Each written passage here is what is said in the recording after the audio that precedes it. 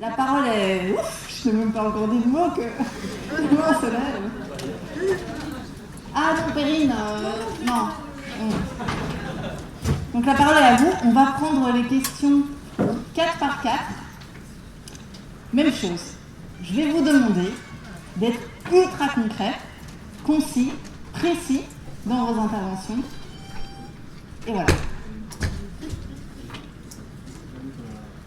Et de dire à qui la question est... Ah oui, pardon, c'est un homme, une femme. C'est toujours comme ça s'appelle le patriarcat. Mais bon, voilà.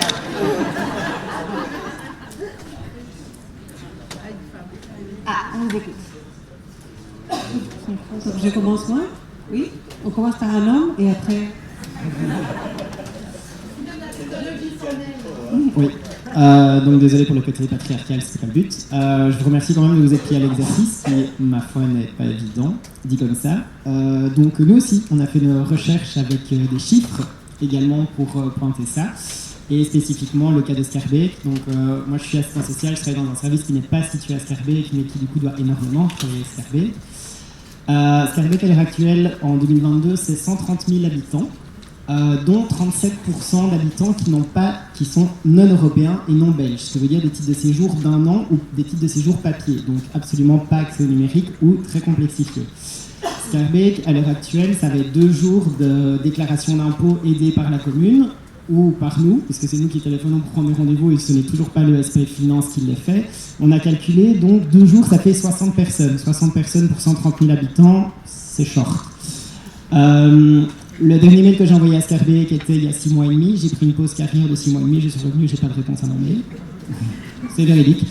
Du coup, en fait, moi je me pose énormément de questions par rapport à l'autonomie communale. En fait, des alternatives, très bien, il en faut, on revendique, mais laisser du coup de l'alternative communale, c'est complètement détruire ça. Et donc en fait, je me pose la question, c'est quelles sont la place d'autonomie que vous allez laisser aux communes dans cette ordonnance qui, ma foi, va détruire en fait les alternatives, voire va les rendre inexistantes directement. Merci.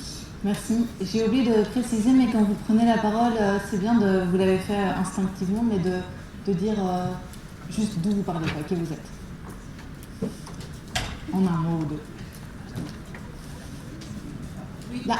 Moi, j'avais juste une question aux différents partis qui sont représentés, parce que je pense que le transfert numérique, la modification numérique, c'est un accord du gouvernement, et c'est présenté, voilà, c'est M. Clafailly qui a les compétences, mais quid des partis qui font partie de la majorité, et comment ils vont défendre ce projet-là avec les différentes difficultés qu'il y a.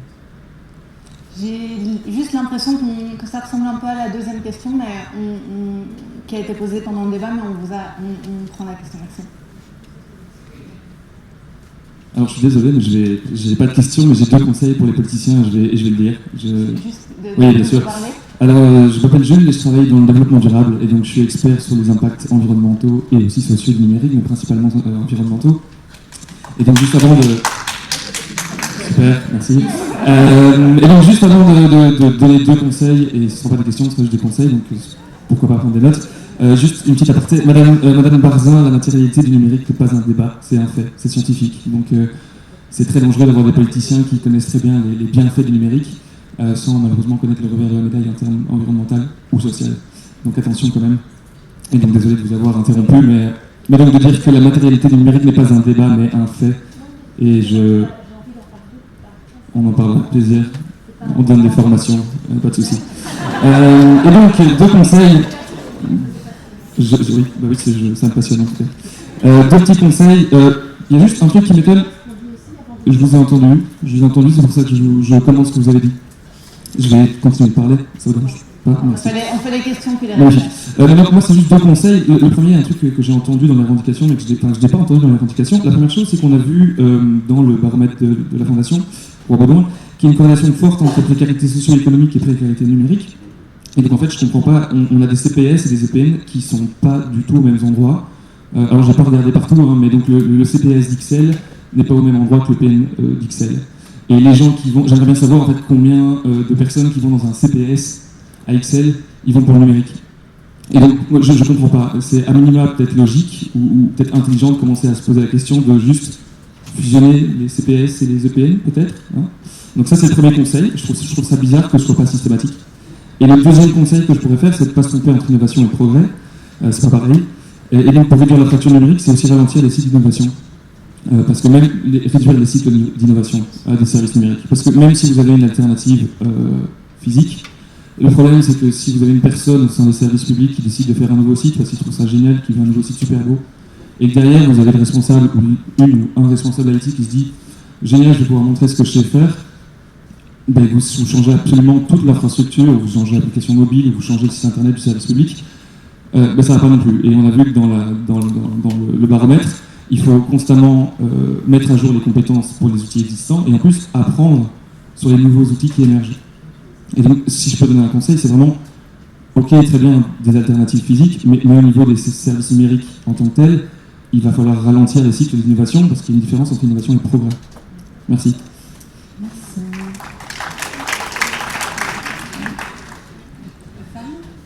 Est-ce qu'il y a des femmes qui veulent parler? Donc, je n'ai pas réfléchi à la question, mais je me pose tout le temps, quand vous parlez de formation et d'EPM, ça veut dire que d'office, vous oubliez tous ceux qui ont plus de 74 ans? Je ne comprends pas.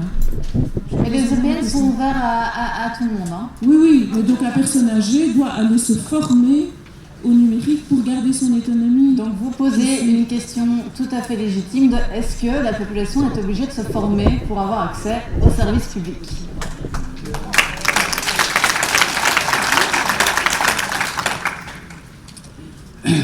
Je m'appelle Jean Flinquet. Ah, nous étions à 4. Carré, hein. Carré, je suis avec eux, carré, je suis avec vous.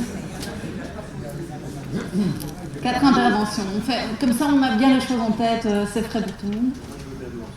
C'est parti. Petit buzz. Petit buzz est très court. Alors, l'autonomie communale, pour moi, est essentielle.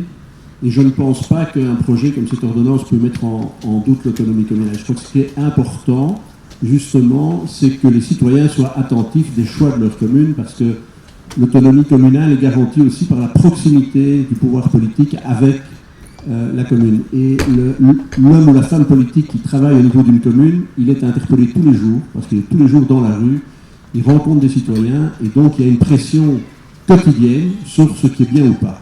Et donc, moi, je le vois dans ma commune, c'est la commune de Forêt, où il y a, depuis l'après-crise Covid, des fermetures de guichets avec des prises de rendez-vous par Internet. Et je vois qu'à chaque conseil communal, il y a une pression qui oblige le collège maintenant à revenir sur toute une série de choses. Donc, je ne pense pas que cette ordonnance soit un risque pour l'autonomie à vie personnelle. Alors, au niveau de la défense de l'ordonnance et des votes au niveau des majorités, contrairement à ce qui a été dit, il n'y a pas de discordance à ce stade au sein de la majorité. Il y a, d'après ce que je sais, une première lecture au gouvernement bruxellois. Au gouvernement bruxellois, la première lecture, ça veut dire est-ce qu'on est d'accord sur la base de ce texte, puis ce texte est retravaillé avec des remarques qui ont éventuellement été faites en interne, et on verra au niveau de la majorité s'il y a des problèmes au moment où le texte vient au Parlement. Alors, à ce moment-là, moi j'ai pris la position que je peux vous répéter, c'est que dans l'état actuel de ce que je connais du texte, s'il n'y a pas cette priorité absolue que le citoyen a le choix de son contact avec l'administration publique, soit le choix physique, soit les autres alternatives. Et pour moi, les autres alternatives doivent venir le numérique, par exemple, l'échange postal, etc. Mais le premier contact, pour moi, doit être physique. On en débattra, et moi, je vous ai donné ma position, et je la maintiendrai. Que le PTB vote contre, ça ne m'étonnera pas. Quel que soit le texte qu'on fera, c'est une habitude. Mais non, mais c'est la réalité. Le CDH, mais non, mais on est dans un débat politique, donc on va quand même un peu faire de la politique, et donc que le CDH s'abstienne, ça c'est aussi une habitude, parce qu'ils ne sont jamais tout à fait pour, ni tout à fait contre. Donc ça, on verra. Alors, pour répondre aux questions de Jules, EPN et CPS au même endroit, oui, mais alors on pourrait dire EPS, CPS, police, commune au même endroit pour la facilité et avoir une espèce d'administration unique. Ça, c'est la théorie. Malheureusement, la pratique, c'est que généralement, dans les communes, on manque de bâtiments, on manque de moyens. Les EPN, il y a 10 ans, n'étaient pas développés. Et donc, on doit trouver un moment la manière de trouver à loger une structure. Et donc, il n'y a pas toujours cette cohérence. Ceci étant, il n'y a pas aux EPN que des publics émergents du CPAS. Et pour reprendre la question... Les EPN ont été créés il y a plus que 10 ans. Oui, d'accord, mais je pense qu'à Forêt, ça date de 10 ou 15 ans, la recherche, et on a installé l'EPN à côté du Wills, pour ceux qui connaissent l'endroit, qui est assez loin du CPAS, qui est maintenant rue de Liège. Mais il serait important de préciser qu'à la base, les EPN ne sont pas là pour ça. Voilà, c'est ça. Les EPN sont des espaces pour aussi récréatifs, peuvent être ça, sauf qu'aujourd'hui, ça n'est plus du tout le cas.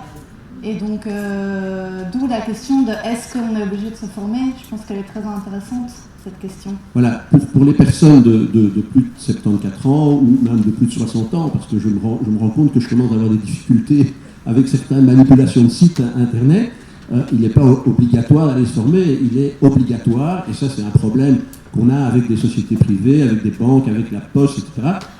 Il y a certains sites qui ne renseignent même plus une adresse internet et qui ne renseignent même plus l'adresse postale, qui devient extrêmement compliqué quand vous devez introduire une réclamation.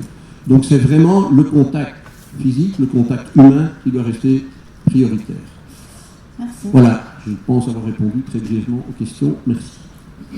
Quelqu'un veut... Vous n'êtes pas obligé de répondre à chaque fois à toutes les questions. Hein. Qui veut? Vous et puis vous? Vous et puis vous, alors? Merci beaucoup. Je vais être brève. En ce qui concerne les communes, je ne vais pas me lancer dans un débat sur l'autonomie communale, parce qu'effectivement, c'est aussi la responsabilité de M. Clairfailly d'y voir clair. Simplement rappeler qu'il y a des communes qui prennent des initiatives.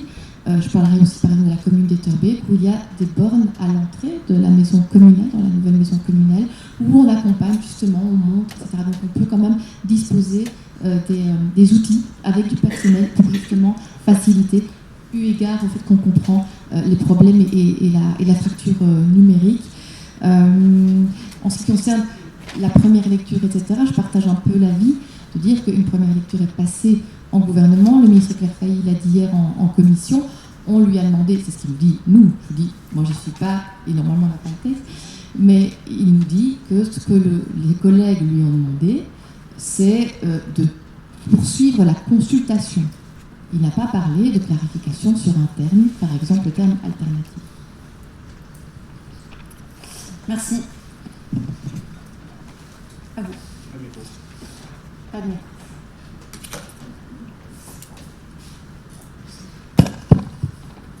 Je vais essayer de bref. Donc ici, par rapport à l'autonomie des communes, contrairement à ce que mon collègue a dit, l'avant-projet tel qu'il est aujourd'hui est dangereux pour l'autonomie des communes, parce que ça ne donne pas l'alternative possible telle qu'il est aujourd'hui de donner autre chose que le canal numérique. Et donc pour moi, tel qu'il est, c'est pas idéal pour l'autonomie des communes. Je rejoins ce qu'a dit monsieur, pardon. Vous avez absolument raison sur l'innovation de progrès. Les gens font beaucoup de fois cette confusion, ce qui n'a strictement rien à voir. Mais merci de te préciser. Et merci pour le conseil. J'étais tellement vite que j'arrive pas à vous dire. On a aussi parlé d'obligation de se former. Je reviens un peu avec ça parce que je trouve ça intéressant.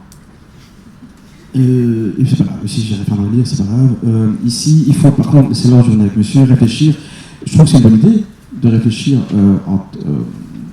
d'avoir ce lien de proximité, en tout cas de réfléchir, entre les CPS et les EPN. Pourquoi pas, je ne suis pas contre, tant que, là c'est vrai, tant que c'est physiquement, géographiquement possible. Je ne vois pas pourquoi ça devrait être stupide, bien au contraire, en tout cas y réfléchir, en tout cas laisser les communes décider si c'est important ou pas. Il faut que ce soit toujours à l'avantage de la population.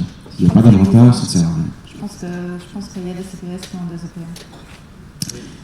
Mais par rapport aux EPN, donc l'obligation de se former, parce qu'on n'y répond pas à cette question, mais... Pardon, répétez. L'obligation de se former, parce que c'est vrai qu'on dit beaucoup, on répète beaucoup, pas forcément ce soir, mais voilà, ce soir dans le débat, que c'est à la population de prendre le train en marche et du coup de se former.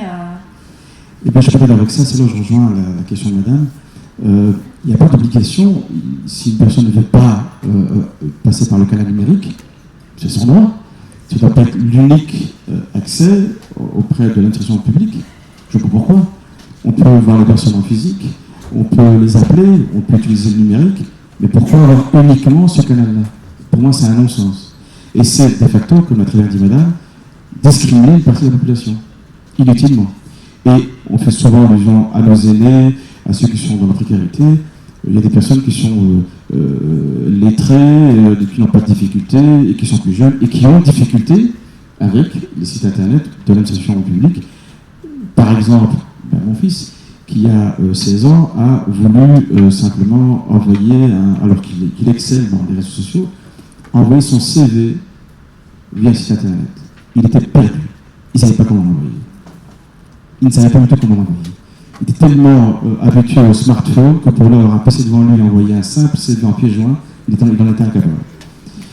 Là, j'ai entendu quelque chose qui m'a choqué, pardon. Oui, l'alternative ici sur les bornes numériques. On met en parallèle, on donne une solution à l'accès numérique par des bornes numériques. Ça n'a pas de sens. Ici, on fait tout pour mettre en avant l'humain.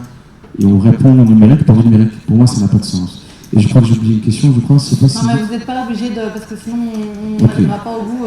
Si vous 6 répondez aux 4 questions, ça fait... Je vais laisser la place donc, allez-y.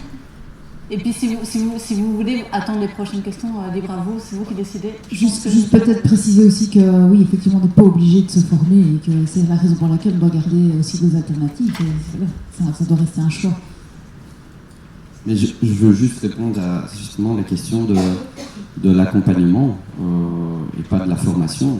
L'article 13 de l'ordonnance, eh bien, elle oblige justement l'administration à accompagner le citoyen.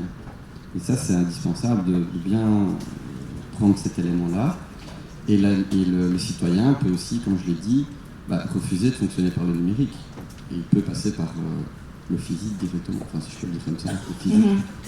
Voilà, le contact humain en direct. Voilà, donc ça aussi c'est des balises qui se retrouvent dans le cadre qui est en discussion au sein de la majorité, comme je l'entends, mais qui quand même en première lecture a avancé et qui a déjà balisé certaines choses. Sous ce mot alternative donc, en l'état, si je peux me permettre. Je vais quand même répondre aux questions. Oui. Merci d'ailleurs à toutes celles et ceux qui ont posé ces questions. Alors, évidemment qu'il ne faut pas obliger les gens à utiliser le numérique, et encore moins les personnes âgées. Il faut par contre obliger les pouvoirs publics, en fait, à garantir l'accès aux droits sociaux. Donc on doit changer, en fait, le paradigme. Il ne faut pas, en fait, déplacer le problème vers une responsabilité individuelle. Moi, il s'agit d'une responsabilité collective qui en fait, a un combat à l'État. Donc, voilà, il n'y a pas d'obligation de se former pour avoir accès au numérique. Je vais juste poursuivre, Michael, si tu veux bien. Alors, j'ai beaucoup apprécié vos réflexions, vos conseils, je les prends volontiers. Je trouve aussi qu'il faut faire attention de ne pas confondre le progrès et l'innovation. Mais merci, j'ai vraiment pris note de vos conseils. Et je pense aussi que la fusion peut-être des CPS avec les espaces publics numériques, peut-être pas dans une optique de fusion, mais j'entends ce que vous dites, hein, c'est surtout permettre qu'il y ait une proximité même physique. Hein, c'est pas normal qu'on doive faire des kilomètres pour pouvoir avoir accès à l'espace numérique qui, comme vous l'expliquez, est souvent éloigné géographiquement des CPS. Pour le projet qui est passé en première lecture, moi je le regrette, voilà, oui, Écolo fait partie du gouvernement, oui, et il est passé en première lecture. Pas encore en deuxième. J'espère qu'il ne passera pas en l'état en deuxième, parce qu'on a aussi on a aussi mis en tout cas nos remarques. Il faut savoir que nous, les parlementaires, en fait, au jour d'aujourd'hui, comme ça vous savez aussi la réalité de comment se passent nos travaux, nous n'avons pas encore reçu le texte en l'état. C'est-à-dire que le texte il circule partout. On a fini par l'avoir évidemment, parce que l'associative l'a reçu, parce que le gouvernement l'a reçu, mais on n'a pas, il n'est pas encore parvenu au Parlement. Donc, que ce soit la majorité ou l'opposition, on n'a pas reçu ce texte, donc c'est difficile de travailler dessus. On a fini par se le procurer, mais voilà, sachez qu'il poursuit son petit chemin, et nous avons en tout cas rendu nos observations au gouvernement, dont Écolo fait partie évidemment, mais rappelons que c'est quand même une initiative du ministre Claire Failly, que j'ai encore interrogé hier en commission des affaires économiques et de l'emploi, et à qui j'ai demandé qu'on reprécise le terme alternatif, donc j'espère qu'il le fera, et évidemment j'ai envoyé aussi la remarque à nos homologues écolos du gouvernement. et je rappelle aussi que je suis parlementaire, que je ne représente pas le gouvernement, que je suis là pour contrôler le gouvernement dans son entièreté. Je suis dans mon rôle de parlementaire. C'est important de le préciser aussi. Je me glisse dans l'oreille, alors, si vous voulez le texte, il suffit de le demander aux associations. Non, mais je finis par le recevoir. Et pour l'autonomie communale, je pense qu'il faudra garder, évidemment, avoir une vigilance. Hein, donc, vous le disiez, donc, merci de nous faire part de votre expertise et de votre expérience sur Scarbeck. Je suis moi-même scarbeckoise, donc je suis intéressée d'en savoir davantage. Mais je pense qu'il faudra y veiller. Je ne suis pas certaine que les communes perdront en termes d'autonomie, parce qu'elles sont elles-mêmes appelées aussi à maintenir en fait leur guichet au sein de leur commune, au sein de leur CPS, au sein de leur administration. Les communes sont concernées, oui, mais elles devront, et d'ailleurs c'est le cas, hein, c'est ce que le ministre nous a encore dit hier, elles sont aussi appelées dans la concertation aussi, elles seront mobilisées aussi dans tout ce processus pour pouvoir aussi jouer un rôle actif. Donc, moi je serai vigilante, mais je ne dirai pas, je ne conclurai pas à la perte de l'autonomie des communes. Je pense que j'ai fait le tour, j'ai été rapide, mais voilà. Merci beaucoup. À vous.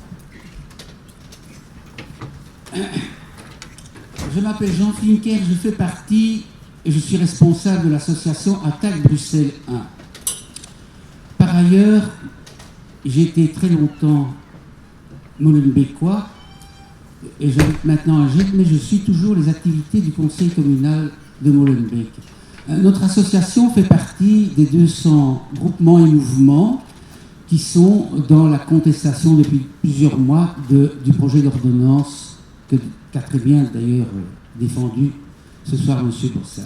Il avait une place difficile à défendre, mais il se défendait.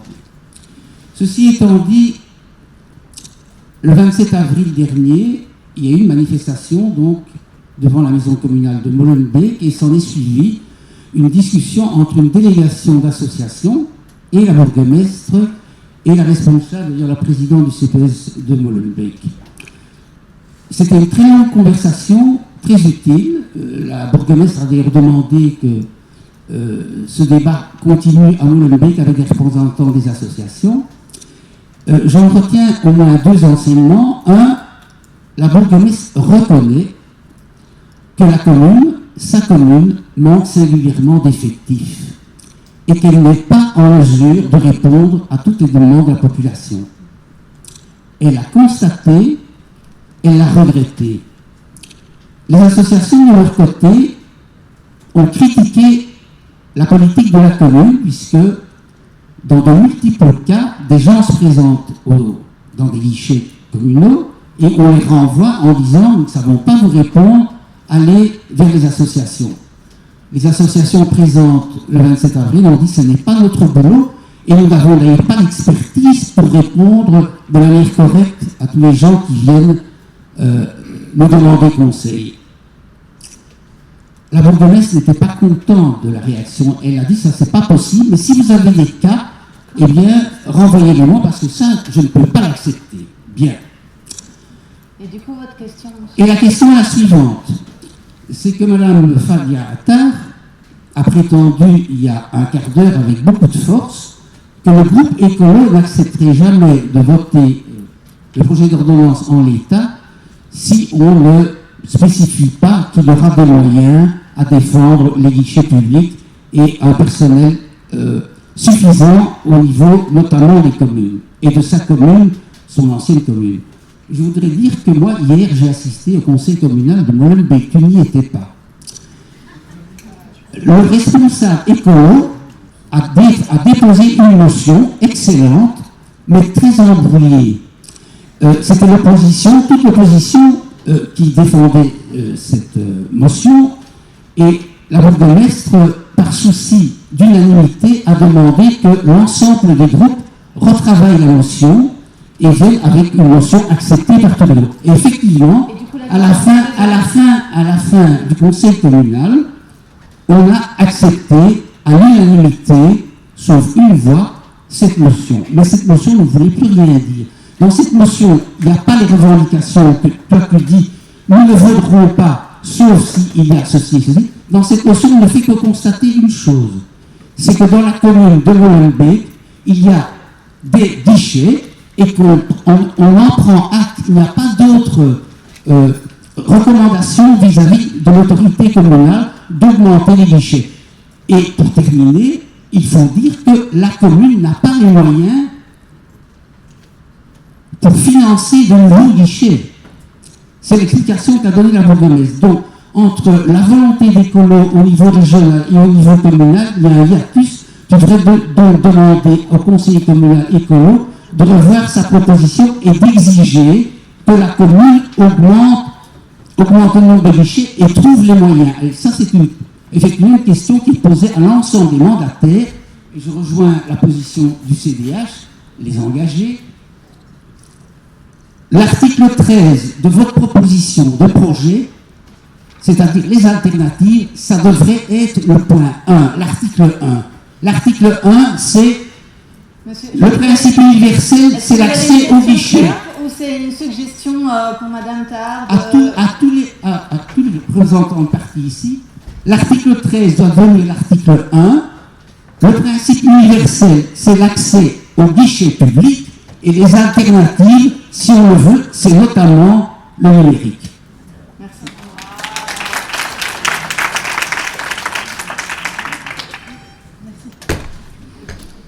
Bonsoir, je m'appelle Sonia Bucci, je travaille pour un service public, le service public de l'emploi, donc Actiris.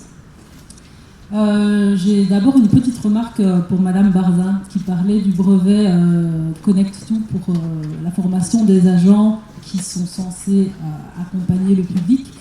J'ai suivi cette formation puisqu'elle est parue depuis quelques semaines pour nous les agents d'Actiris. Oui, vous faites bien les rigoler. Ah pardon, je vous éternue, excusez-moi.